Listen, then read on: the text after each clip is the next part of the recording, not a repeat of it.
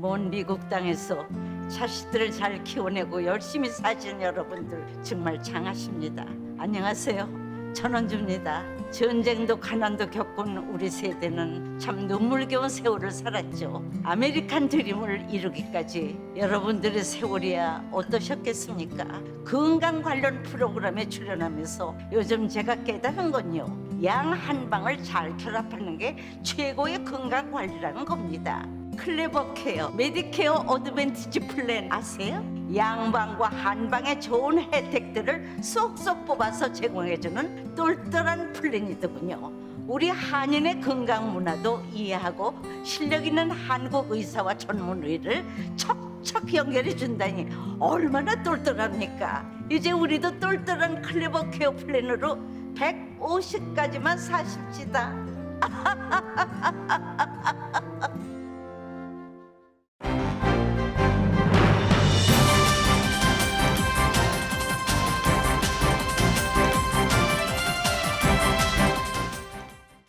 새봄 3월에는 여러분의 웃음이 활짝 피기를 라디오 서울이 응원합니다.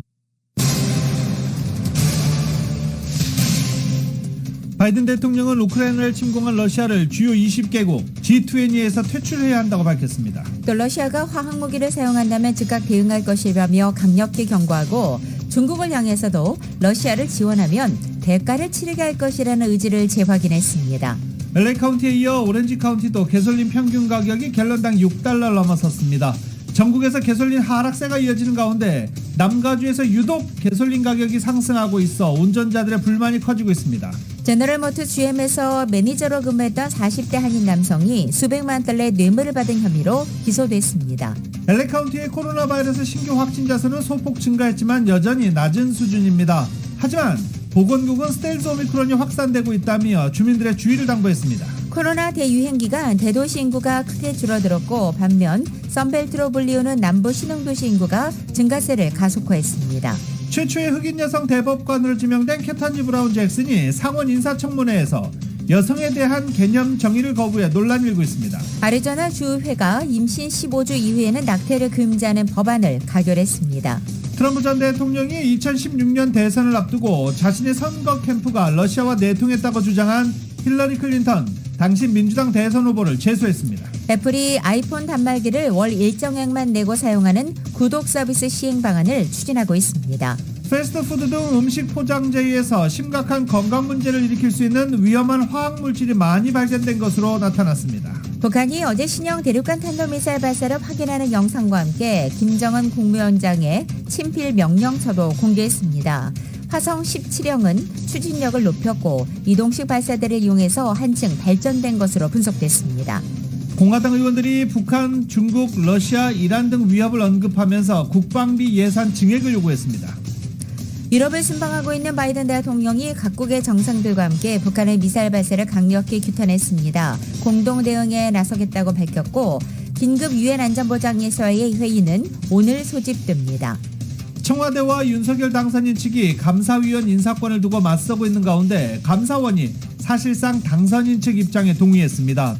윤 당선인은 국토부에 다주택자 규제도 살펴보라고 직접 주문했습니다. 취임식과 함께 용산시대를 열겠다던 윤석열 당선인의 계획이 사실상 어려워 보입니다. 청와대에서 예산 협의가 이루어지지 않으면서 인수위원회는 현재 통이동 인수위원회 집무실에 대한 세부 대책 마련에 들어갔습니다.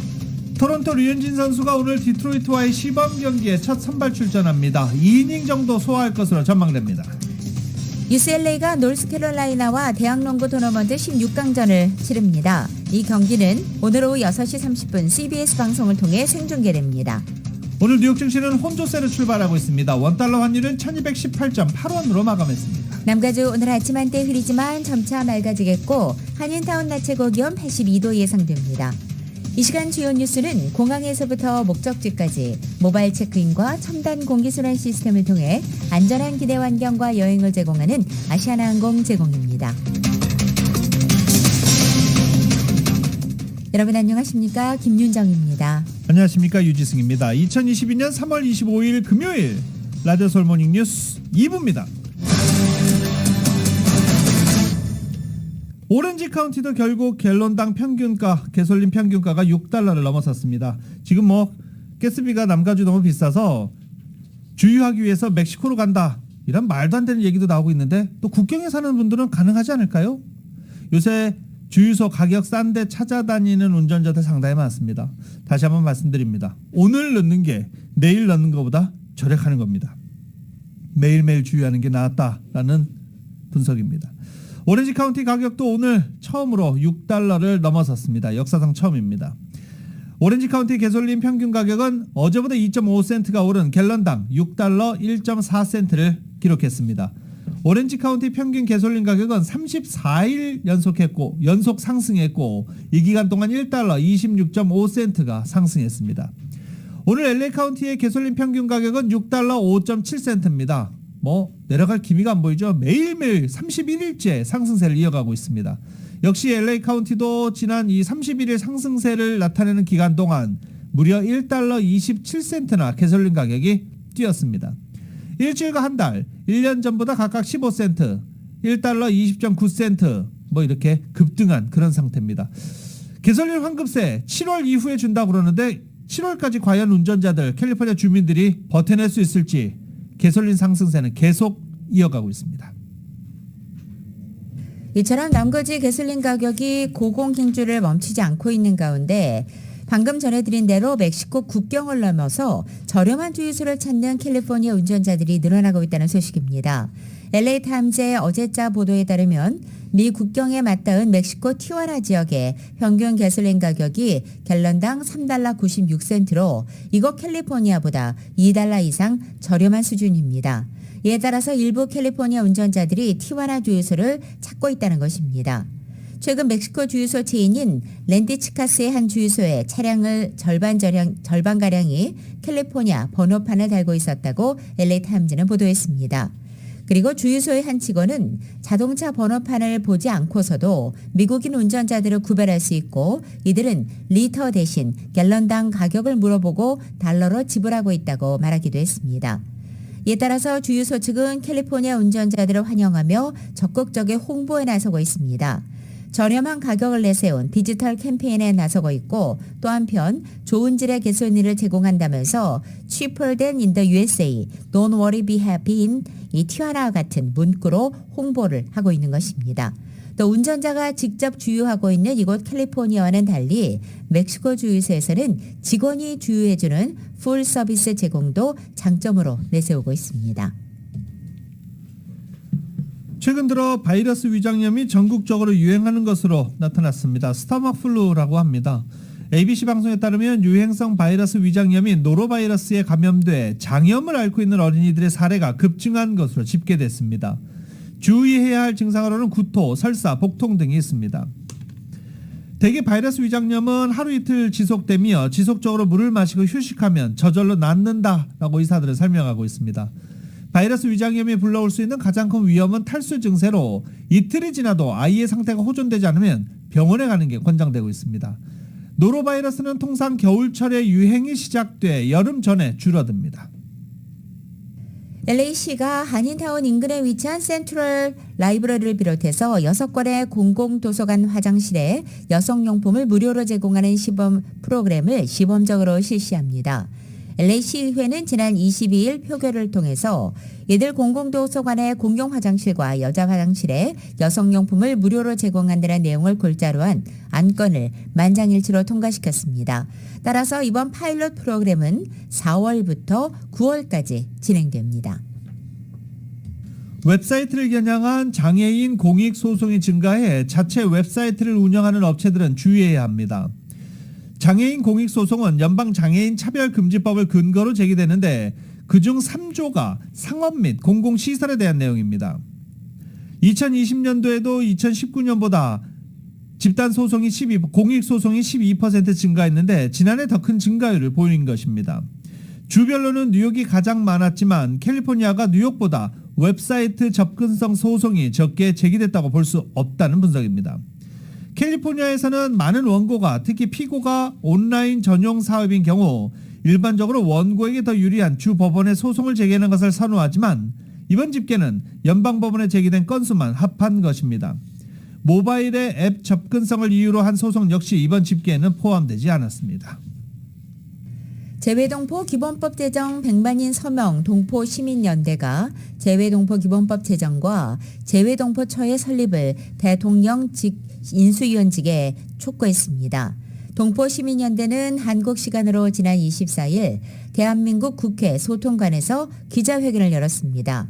제20대 대선에서 윤석열 당선인은 전 세계 732만 재외동포를 위해서 재외동포 기본법 제정과 재외동포청의 설립을 공약으로 내세웠다며 이는 동포 사회와 모국이 상생하고 번영하기 위해 반드시 필요한 것이라고 주장한 것입니다. 한편 지난 2월 16일에 발족한 이 동포시민연대는 재외동포 기본법 제정을 위해서 온라인과 오프라인에서 활동을 펼치고 있습니다. 안창호 선생, 도산 안창호 선생의 막내 아들인 랄프 한 선생을 기리는 한인사회 추모 행사가 오는 4월 24일 오후 5시 남가주 새누리교회에서 개최될 예정입니다. 한인회관에서 어제 20여 명의 한인단체 관계자들이 온오프라인으로 참석한 가운데 진행된 단체장 회의에서 이같이 결정했습니다. 한인회 측은 남가주 새누리교회 측에서 적극 동참 의사를 밝혀 장소 사용을 허락해줬다고 밝히고 누구보다 가슴 아픈 유가족들의 심정이 추스러질 시간 등을 고려해 4월 24일로 해당 날짜를 정하게 됐다고 설명했습니다. 유가족과 협의에 의해서 이루어졌다고도 강조했습니다. 미국 자동차 제조업체에서 근무하면서 남가주 한인 남성이 한국 기업에 대형 계약 체결을 약속하고 거액의 뇌물을 받은 혐의로 기소됐습니다. 연방법무부는 어제 미시건주에 기반을 둔 미국 자동차 제조업체에서 매니저를 일하던 S모 씨가 한국의 한 자동차 부품 공급업체에게 지난 2015년 대형 계약 체결을 약속하면서 500만 달러의 뇌물을 요구했고 총 345만 달러를 받은 혐의로 LA 연방법원에서 기소됐다고 밝혔습니다. 기소장에 따르면 이 100만 달러를 받은 S씨는 입찰 경쟁에서 B 회사가 최저가 입찰자가 아니라고 불리하다는 사실을 확인했고 B 회사의 소유주에게 정보를 제공해서 입찰을 수정하도록 했으며 2015년 12월 5일 A씨는 A사 경영진에게 B사와 계약을 체결할 것을 권고하면서 결국 B사가 계약을 낙찰받았다는 것입니다. 연방검찰은 S씨가 B사의 소유주가 나머지의 뇌물을 지급할 때까지 낙찰 사실을 알리지 않았고 디트로이트의 한 레스토랑에서 B사의 소유주로부터 245만 달러를 추가로 받은 다음 날 비로소 낙찰 사실을 알린 것으로 알려졌습니다. 법무부는 S씨가 뇌물수수 혐의에 대해서 유죄 판결을 받는다면 연방교도소에서 최대 5년 내 징역형을 받을 수 있다고 밝혔습니다. 지난해 LA 지역에서 건설된 대형 건설 공사들 가운데 투입된 예산면에서 가장 큰 탑10 프로젝트 중 한인타운 지역에 두 곳이 포함됐습니다. 주거용 건물 개발 공사로는 한인타운 7가와 뉴햄프셔에 건설되고 있는 38층 높이의 주상복합 프로젝트가 LA시에서 최대 규모로 나타났습니다. LA 지역 대형 건설붐의 가장 뜨거운 핫스팟 중 하나가 아니냐 이렇게 얘기도 하곤 하는데 탑10 중에 2개 있다고 또 이렇게 분석하는 건 좀 그렇죠. 네. 부동산 전문 매체 더 리얼딜이 발간한 2022년 전국 부동산 데이트북에 따르면 구 윌셔 갤러리아몰 주차장 부지에 착공된 주상복합 시축 공사가 1억 4,700만 달러 규모로 작년부터 진행되고 있는 LA시 지역 대형 개발 공사 탑10의 2위에 올라 있습니다. 또 제이미슨이 8가와 킹슬리 드라이브에 신축하고 있는 킹슬리 아파트먼트 프로젝트도 1,800만 달러 규모로 7위에 랭크되어 있습니다. 라디오 솔모닝 뉴스 2부 미국과 로컬 소식은 오픈뱅크가 고객들의 따뜻한 성원에 힘입어 세레토스 지점을 오픈했습니다. 큰 나눔 실천에 앞장서는 오픈뱅크 제공입니다.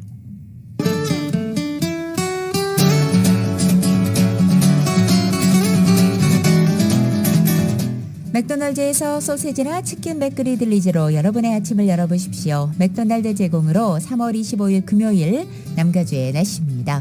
오늘 이른 아침 해안을 비롯한 LA 인근 지역 안개와 구름으로 다소 흐리게 시작했습니다. 하지만 지금은 점차 거치면서 맑아지고 있고 오늘도 부분적으로는 구름과 햇살이 교차하겠지만 대체로 맑은 날씨 이어가겠습니다.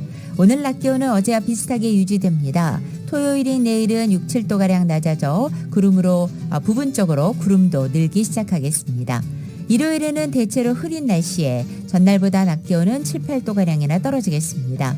일요일 늦은 밤부터 월요일 하루 동안 남가주 전 지역에는 봄비가 내리고 비가 내릴 때 낮 기온 60도 내외까지 떨어져서 꽃샘추위 보이겠습니다. LA 한인타운의 오늘 낮 최고 기온은 82도, 밤 최저 기온 55도, 오렌지 카운티 지역은 84도, 55도, 밸리와 일랜드 엠파이어 지역은 87도, 55도, 해안 지역은 68도, 55도 되겠습니다. 한국 오늘도 전국적으로 비가 내리겠습니다. 서울의 오늘 아침 최저 기온이 39도, 낮 최고 기온 63도 예상됩니다. 오늘의 날씨는 맥도날드에서 소세지나 치킨 맥거리 들리지로 여러분의 아침을 열어보십시오. 맥도날드 제공입니다. 라디오 서울 모닝뉴스 2부 이 시간은 1250만 불 교통사고 최고 보상, 교통사고 전문 천재 변호사 리차드 호프만, 메디케어 시니어를 위한 전문의 허가가 아주 빠른 한인 최고 최대의 서울 메디칼 그룹, 기아는 미래를 기다리지 않습니다. 스스로 만들어갑니다. 기아 자동차. 소중한 고객의 꿈을 위해 고객과 함께하는 US 메트로은행 공동 제공입니다.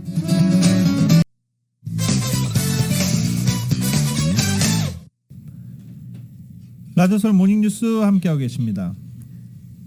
바이든 대통령이 지금 폴란드를 방문해서 군시설을 방문해 연설을 마쳤습니다. 갑자기 화면이 멈춰졌는데요. CNN 무슨 일이 있는지는 좀 더 상황을 좀 봐야 될 것 같습니다. 갑자기 화면이 멈춘 그런 상황입니다. 바이든 대통령 연설을 마치고 이제 곧 폴란드를 떠날 것으로 예상이 되고 있습니다. 바이든 대통령은 우크라이나 국경과 인접한 폴란드 도시 제슈프를 찾았습니다. 우크라이나 국경과 인접한 제슈프를 방문해 안제이 두다 폴란드 대통령과 만날 예정이었는데, 안제이 두다 폴란드 대통령은 비행기가 갑자기 이상이 생겨 바르샤바로 되돌아가 비상 착륙을 한 것으로 전해지고 있습니다. 위험에 직면해서 비상 착륙한 것은 아니다라고 폴란드 대통령실 관계자는 밝히기도 했습니다. 바이든 대통령은 폴란드를 비롯한 유럽 각국을 순방하면서 나토 회원국의 군사력 배치 태세에 관해서 논의하는 와중에 오늘 폴란드를 방문한 것입니다. 어제 바이든 대통령은 우크라이나를 침공한 러시아를 주요 20개국에서 퇴출해야 한다라고 밝히기도 했습니다. 바이든 대통령은 러시아가 우크라이나전에서 화학무기를 사용할 경우 대응을 촉발할 것이라며 대응의 종류는 그 사용 유형에 달려있다라고 말하기도 했습니다. 또 중국을 향해서도 러시아 지원 시 대가를 치르게 할 것이라는 의지를 재확인하기도 했습니다.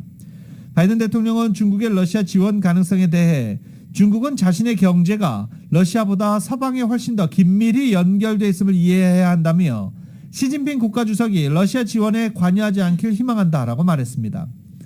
바이든 대통령은 푸틴 러시아 대통령은 나토가 우크라이나 문제를 놓고 분열할 것이라고 잘못 예측했다며 나토는 오늘날처럼 단결한 적이 없었다라고 강조하기도 했습니다.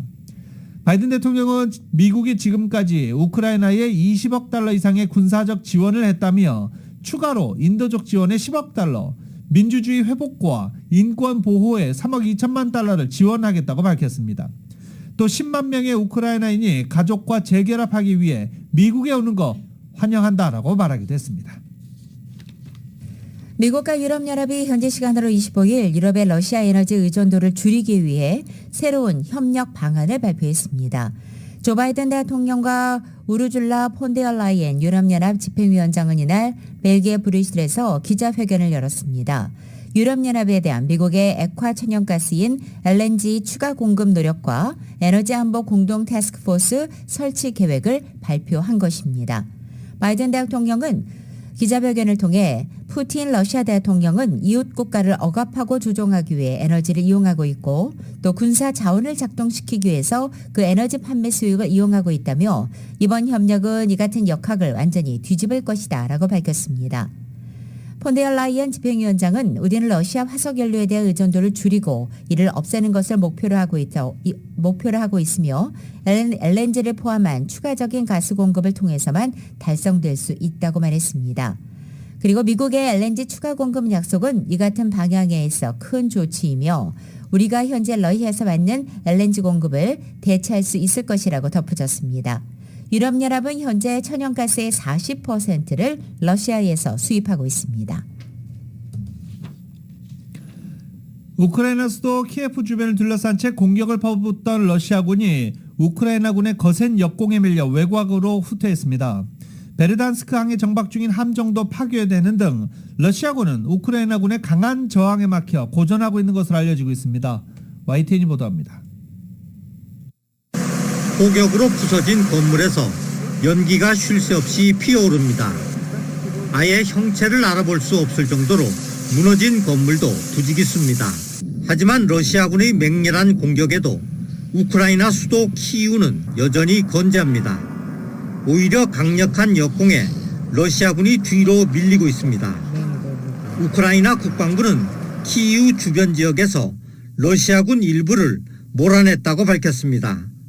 한 곳에서는 70km 이상, 또 다른 곳에서는 35km 후퇴했다는 겁니다. 앞서 우크라이나군은 키이우 서쪽 요충지인 마카리우도 되찾았습니다. Small city Makariv and almost whole Irpin already in the control is Ukrainian soldier. 우크라이나 해군도 베르단스크 항에 정박 중인 러시아 함정을 침몰시켰다고 밝혔습니다. 이처럼 강한 저항에 부닥쳐 계획이 틀어지자 러시아군은 민간 지역에 무차별 공격을 퍼붓고 있습니다. 특히 남부 요충지 마리우폴은 20일 넘게 계속된 폭격에 도시 전체가 폐허로 변했습니다. 러시아군의 무차별 공격에 민간인 희생자도 속출하고 있습니다. 사망자가 1000명을 넘어섰고 부상자도 1600여 명에 이릅니다. 게다가 우크라이나 전체 국민의 4분의 1에 해당하는 1000만 명이 집을 떠나 고단한 피란 생활을 이어가고 있습니다. YTN 김영글입니다. 에르도안 터키 대통령이 러시아와 우크라이나가 6개 항목 중 4개 항목에서 타협에 근접했다라고 밝혔습니다. 터키 관영통신에 따르면 에르도안 대통령은 현지 시간으로 25일 벨기에 브뤼셀에서 열린 나토 정상회의에 참석하고 귀국하는 전용기 안에서 기자들에게 이같이 말했다는 것입니다. 러시아와 우크라이나가 6가지 협상 포인트 가운데 4가지 포인트에서 합의에 근접한 것으로 보인다라고 말했습니다. 이 합의에 근접한 4가지 항목에 대해서는 우크라이나의 나토 가입 철회와 우크라이나 내 러시아어 사용 허용, 또 우크라이나의 비무장화와 안보 보장이다라고 설명했습니다. 백악관은 북한이 ICBM을 발사한 직후 발빠르게 내놓은 성명에서 유엔 안보리 결의에 대한 뻔뻔한 위반이다라고 비판했습니다. 현재 유럽을 순방 중인 바이든 대통령도 각국 정상들과 북한의 이번 발사를 강력히 규탄하면서 공동 대응에 나섰습니다. YTN입니다. 우크라이나 사태 대응책을 논의하기 위해 벨기에 브뤼셀을 방문 중인 바이든 대통령이 북한의 도발을 규탄했습니다. 이어 북한에 대한 외교 필요성을 강조했습니다. 또 북한의 책임을 묻기 위해 동맹들과 계속해서 함께 협력하기로 했다고 밝혔습니다. 백악관은 이번 발사가 유엔 안보리 결의에 대한 뻔뻔한 위반이라고 비난했습니다. 국무부도 이를 확인하면서 북한의 이웃 국가들과 지역에 가해지는 위협이라고 규정했습니다. 그러면서 북한에 더 이상의 도발을 자제하고 지속적이고 실질적인 대화를 하도록 촉구했습니다. 미국의 입장은 대북 제재로 대응하고 외교적 대화로 협상하겠다는 대북 정책 그대로를 유지하는 것으로 보입니다. 일단 유럽 국가들과 함께 책임을 물으려는 조처에는 나섰습니다. 유엔 안보리의 공개 회의 소집을 요구한 겁니다. 유엔도 이번 북한의 도발에 대해 강력히 규탄하면서 안보리 결의 위반이라고 확인했습니다. This is another breach of the DPRK's announced moratorium from 2018 on launches of this nature and a clear violation of Security Council resolutions. 변수는 중국과 러시아입니다. 두 나라는 앞선 탄도미사일 발사 때 북한 제재와 관련해 부정적인 태도로 일관했기 때문입니다. 다만 2017년 안보리 결의가 채택된 경우처럼 이번에는 전략적 도발인 ICBM이어서 상황이 다를 수 있습니다. 그렇더라도 우크라이나 사태를 두고 미국과 러시아 간 갈등이 극심한 상태여서 북한에 대한 추가 제재에 이르기까지는 쉽지 않다는 관측이 나오고 있습니다. 워싱턴에서 YTN 강태욱입니다. 미국이 어제 북한의 탄도미사일 개발과 관련해 제재 카드를 또 꺼냈습니다. 북한이 ICBM을 발사하자 미국이 제재 카드로 응수한 모양새인데 북한이 이날 ICBM 발사를 공식적으로 확인한 지 불과 1시간 만에 제재안을 발표한 것입니다. 북한 미사일 활동과 관련해 미사일 개발을 주도하는 제2자연과학원을 포함해서 북한 국적자 1명, 또 러시아 기관 2곳, 러시아 국적자 1명을 추가 제대 대상에 발표한 것입니다. 구체적으로 북한의 미사일 개발과 관련된 민감한 물질을 조달한 혐의로 북한의 첨단 무기 연구 개발을 주도하는 제2자연과학원과 북한의 국적자 리성철 인민보안성 참사를 제재 명단에 올렸습니다. 또 역시 같은 혐의로 러시아의 아르디스 그룹 등 2개의 기관과 러시아 국적자 1명을 제재 대상에 포함했습니다. 한편 북한의 제2자연과학원은 북한의 미사일 개발을 주도하는 메카로 통하는 곳입니다. 중국 정부가 북한의 대륙간 탄도미사일 발사에 대한 미국의 제재에 반대 입장을 밝혔습니다. 왕원빈 중국 외교부 대변인은 미국의 제재와 관련해 논평을 요구받고 중국은 일관되게 대화와 협상이 한반도 문제 해결의 유일한 올바른 길이라고 주장해왔다며 현 국면에서 상황을 더 악화시킬 수 있는 어떤 행위도 바람직하지 않다라고 말했습니다. 그러면서 각국은 대화를 재개하고 교착 상태를 타개할 방안을 적극 모색해야 한다며 중국은 한반도 비핵화를 실현하고 한반도 문제의 정치적 해결을 추진하기 위해 건설적인 역할을 할 것이다 라고 덧붙이기도 했습니다. 왕 대변인은 또 윤석열 대통령 당선인과 시진핑 중국 국가주석과 전화통화에서 북한의 ICBM 발사에 대해 논의한 것과 관련해 통화와 관련된 사항에 대해서는 적절한 시기에 관련 소식을 발표하겠다라며 즉답을 피하기도 했습니다. 북한이 어제 대륙간 탄도미사일의 발사 영상을 공개했습니다. 12분 정도의 분량 가운데 지금까지 볼 수 없었던 화려한 촬영과 편집 기법이 동원된 것으로 보입니다. 북한 당국은 김정은 위원장을 한껏 축켜 세웠고 발사 성공을 적극적으로 과시한 영상을 공개한 것입니다.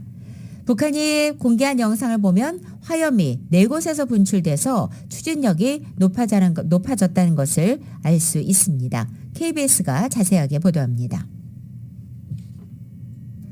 북한은 이번에 발사한 미사일이 화성포 17형이며 대륙간 탄도미사일이라는 점을 감추지 않았습니다.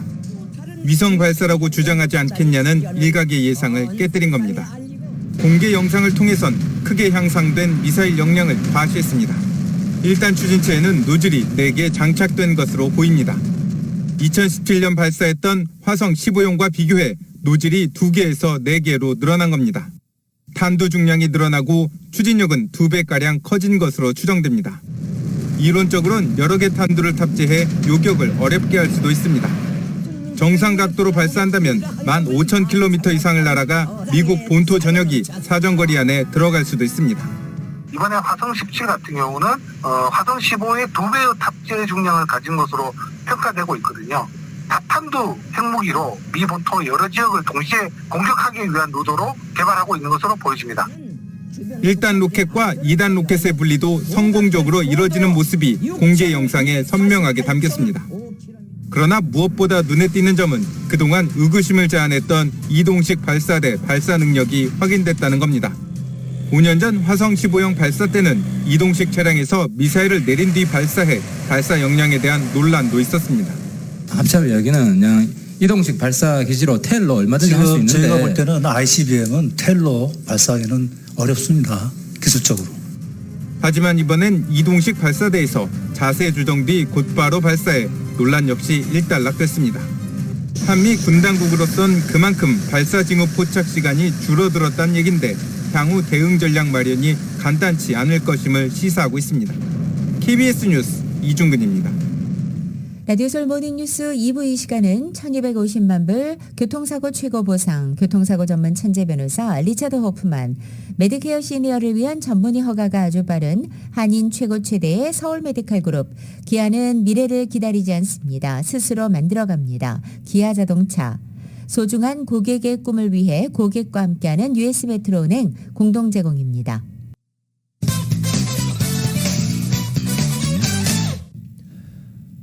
라디오설 모닝뉴스 함께하고 계십니다. 유럽연합이 구글, 메타 등 미국의 IT 대기업의 시장 지배력을 억제하는 디지털 시장법에 합의했습니다. 내년부터 시행되는 이 법은 데이터와 플랫폼 접속을 제어하는 회사, 이른바 온라인 게이트키퍼에 대한 규칙을 담고 있습니다. 온라인 중개 서비스, 소셜 네트워크, 검색 엔진, 운영 체제, 온라인 광고 서비스, 클라우딩 컴퓨터, 웹브라우저, 가상 비서 등의 서비스가 이에 속합니다. 이와 함께 기업이 자사 제품을 더 높은 순위에 올리는 것은 금지되고 이용자는 플랫폼에서 경쟁 제품과 서비스를 홍보하고 플랫폼 밖에서 거래를 할 수도 있게 됩니다. 아이폰 제조업체인 애플이 아이폰 단말기를 구독 서비스로 이용하도록 하는 방안을 추진하고 있습니다.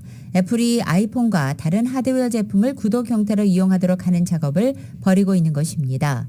자동차 리스처럼 매월 일정한 금액을 내고 구독 기간에 아이폰을 빌려 이용하는 형태가 될 것으로 보입니다. 또 아이폰이나 아이패드 구매를 애플 뮤직이나 아이클라우드 서비스를 구독하는 것과 비슷하게 만든다는 것입니다. 애플은 특히 새로운 모델이 나오면 구독자들이 새 제품으로 갈아타도록 허용하는 방안도 논의하고 있습니다. 애플은 아이폰이나 아이패드, 애플워치 등을 1년에 한 번씩 신형으로 업그레이드하고 있습니다. 한 관계자는 기기 구독 서비스가 빠르면 올해 말 또는 내년에는 출시될 수 있다고 말했습니다. 하지만 아예 취소될 가능성도 있다고 이 관계자는 덧붙이기도 했습니다. 코로나 사태로 중단됐던 백악관의 부활절 달걀 굴리기 행사 3년 만에 재개됩니다. 백악관은 어제 성명을 내고 이 행사가 다음 달 18일에 진행될 예정이라고 밝히기도 했습니다. 행사 참석 조건으로 백신 접종이나 마스크 착용도 요구하지 않기로 했습니다. 부활절 달걀 굴리기는 백악관이 대중을 상대로 여는 가장 큰 연례 행사로 어린이 수천 명이 백악관 뜰에서 삶은 달걀을 깨트리지 않고 굴리는 방식으로 진행됩니다. 참가자는 전국을 대상으로 온라인 추첨을 해 무료 입장권을 배부받은 가족들입니다.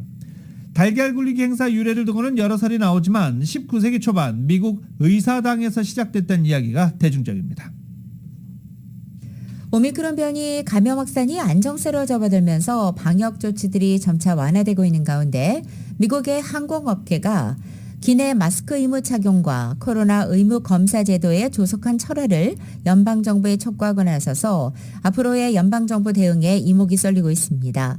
LA타임즈에 따르면 아메리카 항공과 델타 항공, 유나이티드 항공 같은 미국 내 주요 항공사들이 지난 23일 조 바이든 대통령에 보내는 공동명의의 서한을 통해서 항공기 내 마스크 의무 착용과 국제선 탑승객에 대한 사전 코로나 검사를 포함한 연방정부의 현행 방역 수칙을 폐지해달라고 요구한 것입니다. 미국 관광협회도 역시 같은 날 미국에 들어오는 국제선 항공 승객에 대한 코로나 검사와 기내 마스크 의무 착용 조치를 해제해달라고 촉구하는 서한을 보냈습니다. 항공노조도 항공업계 이 같은 요구에 지지 의사를 밝혀서 기내 마스크 의무 착용과 미국에 입국하는 항공 여행객들에 대한 이 사전 검사를 폐지하는 요구가 확산되고 있습니다. 연방정부는 2주 전 현행 항공 영해 방역 조치를 다음 달 18일까지 연장한 상태이기 때문에 항공업계 이 같은 요구에 어떤 반응을 내놓을지 주목됩니다. 코로나 대유행 기간 대도시 인구는 크게 줄어든 반면 소위 선벨트로 불리는 남부 신흥도시 인구는 증가세를 가속화한 것으로 나타났습니다. 코로나 직간접적 영향으로 사망자가 급증하고 출산이 줄면서 대부분 지역에서 인구 자연 감소 현상이 관찰됐습니다. 이 기간 인구 감소율이 가장 높았던 곳은 뉴욕, 타 지역 전출자가 많아지면서 주민수가 32만 8천 명이나 줄었습니다. 이어 로스앤젤레스, 샌프란시스코, 시카고 등이 그 뒤를 이었습니다. 반면 텍사스주 댈러스 같은 대도시권은 전입자 수 증가에 힘입어 인구가 전년 대비 1.3%, 많게는 9만 7천 명이 늘었고 애리조나주 피닉스와 휴스턴 그리고 오스틴 등도 인구 증가세가 두드러졌습니다. 브루킹스 연구소 소속 인구 통계학자 윌리엄 박사는 거대 도시 인구 감소 및 중소도시 인구 쏠림은 코로나 기간 많은 기업들이 재택근무제를 실시하면서 빚어진 일시적인 현상일 수 있다고 전하기도 했습니다. 이 대기업들이 이제 재택근무 끝나고 회사로 출근을 해라 라고 하고 있기 때문에 이렇게 소도시 살기 좋은 전원도시 이사 갔던 직장인들이 다시 대도시로 몰려올 가능성도 큽니다. 패스트푸드 음식의 포장재에서 심각하게 건강 문제를 일으킬 수 있는 위험한 화학 물질들이 많이 발견됐습니다.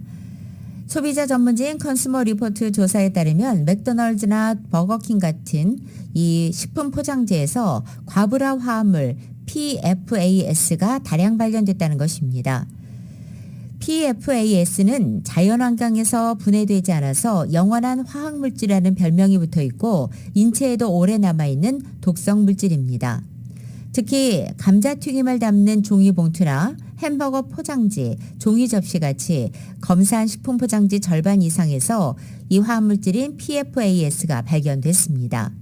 이 물질은 열이나 물, 기름, 부식에 강해서 수많은 제품에 쓰이고 있고 현재 알려진 화학물질만 9,000가지 종류가 넘는 상태입니다.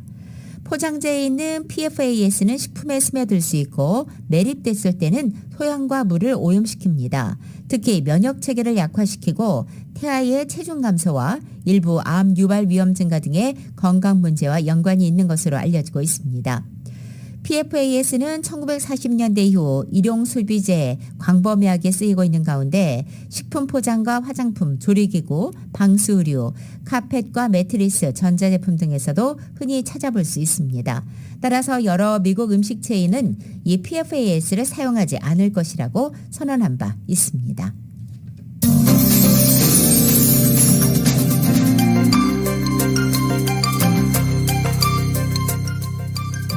라디오솔 모닝뉴스 함께하고 계십니다. 전국 주요 대도시 소식 알아봅니다. 또 한 명의 한인 연방 판사가 탄생했습니다. 연방 상원은 워싱턴주 킹카운티 항소법원 판사를 워싱턴주 서부 연방법원 판사로 인준했습니다. 전 판사는 컬럼비아대 영문학 졸업 후 코넬대 로스쿨에서 법학 박사 학위를 받았습니다. 미국 택시업계와 갈등을 빚고 있던 우버가 뉴욕 택시와 손을 잡았습니다. 뉴욕타임즈에 따르면 우버는 자사 앱의 일명 옐로우키비로 불리는 뉴욕시의 모든 택시를 등록하는 데 합의했고 따라서 승객들은 앞으로 우버 앱을 통해 뉴욕 택시를 예약할 수 있게 됐습니다. 뉴욕주 법원 직원 150여 명이 코로나 바이러스 백신 접종을 하지 않아 해고 위기에 처했습니다. 뉴욕주 법원 행정처는 최근 판사 4명을 포함한 백신 미접종 직원 156명에게 내달 4일까지 백신 접종 의무를 준수하지 않을 경우 해고될 것이라는 내용의 편지를 발송했습니다. 뉴욕시 공립학교에서 실시하고 있는 코로나 진단검사에 무려 매달 3천만 달러에 달하는 예산이 소요되는 것으로 알려져 논란이 되고 있습니다. 뉴욕시 학교에서 시행하고 있는 코로나 진단검사는 2020년 10월부터 시작됐습니다. 학생과 교직원을 대상으로 바이러스 감염과 확산 여부를 빠르게 확인하고 이 교내 감염 위험을 낮추기 위한 다양한 조치와 정책들이 제대로 작동하는지 확인하기 위한 목적이었습니다. 하지만 자가진단 키트 등이 대중화되면서 학교에서 이루어지는 코로나 검사에 대한 중요성이 낮아지고 있다는 것이 일부 전문가들의 생각으로 이 같은 논란이 일고 있는 것입니다. 하워드 카운티 워싱턴 DC의 하워드 카운티 경찰국이 아시안 징후범죄 예방을 위해 한인 사회와 유대를 강화한다고 합니다. 하워드 카운티 경찰국은 콜럼비아 소재 경찰청사에서 메릴랜드 한인회와 간담회를 갖고 바디캠 착용 의무화에 대해서 소개하게 됐습니다. 또 관계자들과 한인회장, 부회장, 한인사회 단체장들은 상호 협력 방안도 함께 논의했습니다. 샌프란시스코 소식입니다. 샌프란시스코 콘트라코스타 카운티 보건국 관계자가 코로나 감염자 병원 입원자가 계속 줄어들고는 있지만 하수 샘플에서 다량의 오미크론 변이인 BA2, 즉 스텔스 오미크론이 추출되고 있다고 밝혔습니다. 카운티 보건국은 오미크론 변이는 아직 연구 중이지만 현재까지의 연구 결과에 따르면 오미크론보다 전염력이 더 강한 이 스텔스 오미크론이 발견되고 있다고 밝힌 것입니다. 코로나 감염자와 병원 입원자는 계속 감소세지만 지난주부터는 이 감소세가 좀 누그러들고 있다고도 덧붙였습니다. 산호세를 비롯한 사우스베이가 전국에서 렌트비가 가장 비싼 곳으로 밝혀졌습니다.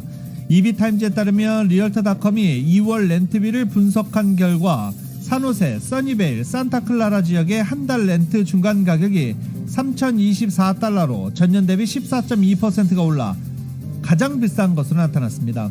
스튜디오 렌트 중간 가격은 2,416달러, 원베드룸 2,810달러, 투베드룸 3,441달러였습니다. 이상 전국 주요 대도시 소식 알아봤습니다.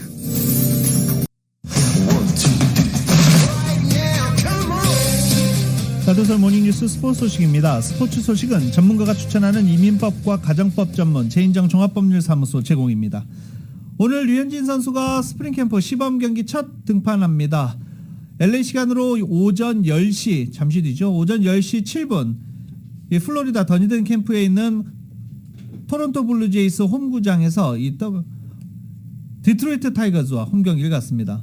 토론토 블루제이스와 어제 애틀란타 브레이브스 간의 경기가 궂은 날씨 탓에 취소되면서 어제 선발 투수였던 케빈 가우즈먼이 선발로 오늘 나오고 류현진 선수 연기될 것으로 보였지만 케빈 가우즈먼은 일단 그냥 마이너리그에서 첫 등판을 하기로 했고 류현진 선수는 그냥 원래 일정대로 오늘 경기에 선발 등판할 것으로 전해졌습니다. 류현진 선수는 오늘 시범 경기 첫 등판이기 때문에 한 2이닝 정도 공 40개 정도 던질 것으로 예상이 됩니다.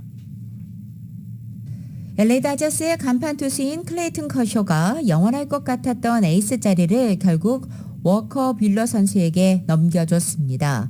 아리조나주 글렌데일에서 스프링 캠프를 치르고 있는 데이브 로버츠 다저스 감독은 어제 올 시즌 개막전의 선발 투수로 클레이튼 커쇼가 아닌 뷰러를 기용한다고 공식 발표했습니다. 다저스는 오는 4월 9일 콜로라도주 덴버에서 콜로라도 라키스와의 원정 경기로 시즌 개막전을 치르게 됩니다. 샌디에고 파드레스의 주전 유격수 페르난도 타티스 주니어가 왼쪽 손목 골절로 3개월간 뛸 수 없게 되자 샌디에고는 김하성 선수를 대체 자원 1순위로 지목했습니다. 타티스 주니어의 회복에 따라서 김하성 선수의 출전 여부 더 늘어날지 줄어들지 결정이 될 텐데 김하성 선수는 샌디에고 지역지 샌디에고 유니온 트리뷴과의 인터뷰에서 타티스 주니어의 부상을 나에게 온 기회라고 생각하지 않고 타티스 주니어가 자리를 비우는 동안 공백을 메우는 게 내 역할이라며 타티스 주니어는 좋은 친구이고 최고의 동료, 우리 팀 핵심 멤버이기 때문에 빨리 건강한 모습으로 돌아오는 것이 좋다라고 인터뷰를 통해 말했습니다. 타티스 주니어가 돌아올 때까지 내가 해야 할 일에 집중하겠다라고 김하성 선수는 거듭 강조했습니다. 동료의 부상이 아닌 자신의 성장으로 기회를 잡고 싶다는 김하성의 마음이 담긴 인터뷰로 한국 쪽에서는 또 해석하고 있습니다. 리그 적응은 김하성과 샌디에고 구단이 김하성의 성장을 자신하는 이유 중에 하나입니다. 그런데 이 샌디에고 유니온 트리뷴은 지난주에 김하성이 저 정도의 타격을 올해도 보여준다면 시범 경기를 보고 분석한 결과 저 정도라면 올해도 힘들 것 같다라고 분석한 바 있습니다. 월드컵 소식입니다. 먼저 한국 축구대표팀 11년의 묵은 이란 징크스를 마침내 극복해냈습니다. 역시 월드클래스 손흥민의 활약이 압권이었습니다. 월드컵 유럽 예선 플레이오프에서는 이탈리아가 북마케도니아에 져서 2회 연속 본선 진출에 실패하고 말았습니다. KBS가 월드컵 소식 종합합니다. 이란전 승리에 물꼬를 튼 손흥민의 대포할 중거리 슛입니다. 수비수 4명이 한꺼번에 에워쌌지만 한 템포 빠른 슛이었고 회전이 전혀 없는 무회전 킥이어서 골키퍼가 처리하기 까다로웠습니다. 근데 사실은 골키퍼가 막았어도 되는 볼이었다고 생각을 해요. 근데 운이 좋게 골이 들어가면서 전반 끝나기 전에 사실 골을 넣는다는 건 상당히 좋은 분위기 속에서 후반전을 준비할 수 있는데 그런 것들이 상당히 도움이 많이 됐던 것 같습니다. 손흥민은 지난해 테헤란 원정에 이어 2경기 연속 이란 골망을 흔들었습니다. 2009년 대표팀 주장을 맡은 박지성이 홈과 원정에서 한 골씩 터뜨린 이후 처음이었습니다. 지성이 형이 잘한 만큼 저희도 이번에 제가 이 팀을 잘 이끌 수 있었으면 좋겠고 황희찬과 이재성, 김영권으로 이어진 추가골은 벤투호 조직력의 결정체였습니다. 벤투 감독이 어퍼컷 세리머니를 할 정도로 완성도 높았습니다. 점유율과 슛, 유효슛 모두 이란을 압도한 한국은 조 1위에 올라 아시아의 맹주임을 증명했습니다. And control the game with the ball was much better in the second half. The way that we managed the ball possession. 대표팀은 오는 29일 아랍에미리트전에서 이기면 자력으로 허종무호 이후 12년 만에 1위로 월드컵에 나갑니다. 다음 달 2일 조추첨에서 3포트에 배정될 가능성도 한층 높아져 카타르 월드컵 본선에 대한 기대감이 높아지고 있습니다. KBS 뉴스 김기범입니다. 텅 빈 골문을 향해서도 골을 넣지 못하는 이탈리아의 베라르디. 슈팅수 32대 4의 일방적인 공격에도 이탈리아는 좀처럼 골을 넣지 못합니다. 오히려 후반 추가 시간 트라이코프스키의 이 중거리 슛 한 방에 무너졌습니다. 북마케도니아 선수들은 그라운드에 뒤엉켜 기쁨을 만끽했고 이탈리아 선수들은 망연자실 넋이 나간 표정입니다. 물을 마시고 얼굴에도 뿌리고 웨일즈의 가레스 베일이 전반 24분 전매특허 프리킥 골을 터뜨립니다. 소속팀 레알 마드리드에서 부진해 스페인 언론으로부터 기생충이란 조롱까지 받던 베일의 한풀이 골입니다. 후반 6분 베일의 추가골을 앞세워 오스트리아를 꺾은 웨일스. 이제 한 번만 더 이기면 본선에 진출합니다.